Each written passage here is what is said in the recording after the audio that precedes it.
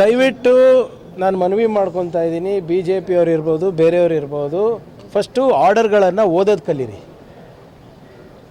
ಎಲ್ಲ ಧರ್ಮಗಳಿಗೆ ಅವರವರ ಆಚರಣೆ ಮಾಡಲಿಕ್ಕೆ ಒಂದು ಕಾನೂನಿನ ಚೌಕಟ್ಟಿನಲ್ಲಿ ಏನು ಅವಕಾಶ ಇದೆ, ಸಂವಿಧಾನಿಕವಾಗಿ ಏನು ಅವಕಾಶ ಇದೆ, ಅದನ್ನು ನಾವು ಮಾಡಿರೋದು. ಯಾವುದೇ ಒಂದೇ ಧರ್ಮಕ್ಕೆ ಮಾಡಿಲ್ಲ.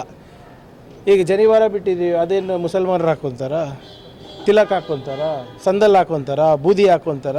ಸುಮ್ಮನೆ ಇದು ಅವರು ಮೋದಿಯವರ ಕಾರ್ಯವೈಖರ್ಯವನ್ನು ಮುಚ್ಚಿಡೋಕ್ಕೆ ಇವತ್ತು ಸುಮ್ಮನೆ ಇದು ಇಶ್ಯೂ ಮಾಡ್ತಾಯಿದ್ದಾರೆ. ಆರ್ಡ್ರ್ ಓದಿದಾರ ಅವರು ಕರೆಕ್ಟಾಗಿ? ನೋಡಿರಿ, ಈಗ ಶಾಲೆಗಳು ತೆಗ್ದಿರೋದೇನಕ್ಕೆ?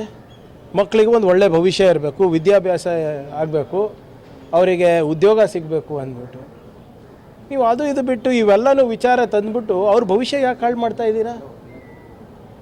ಈಗ ನೀವು ನಮ್ಮ ಸಂಸ್ಕೃತಿ, ನಮ್ಮ ಕಲೆ, ನಮ್ಮ ಇತಿಹಾಸ, ನಮ್ಮ ಪುರಾಣ, ನಮ್ಮ ಧರ್ಮಗಳ ಆಚರಣೆಗಳು, ಆಹಾರ ಪದ್ಧತಿಗಳು ಕಲಿಸ್ಬೇಕು ಅಂದರೆ ನಮ್ಮ ಮನೇಲಿ ಕಲಿಸ್ತಾರೆ, ನಮ್ಮ ಧರ್ಮಗುರುಗಳು ಕಲಿಸ್ತಾರೆ, ಮಸೀದಿನಲ್ಲಿ ಕಲಿಸ್ತಾರೆ, ಗುರುದ್ವಾರದಲ್ಲಿ ಕಲಿಸ್ತಾರೆ, ದೇವಸ್ಥಾನದಲ್ಲಿ ಕಲಿಸ್ತಾರೆ.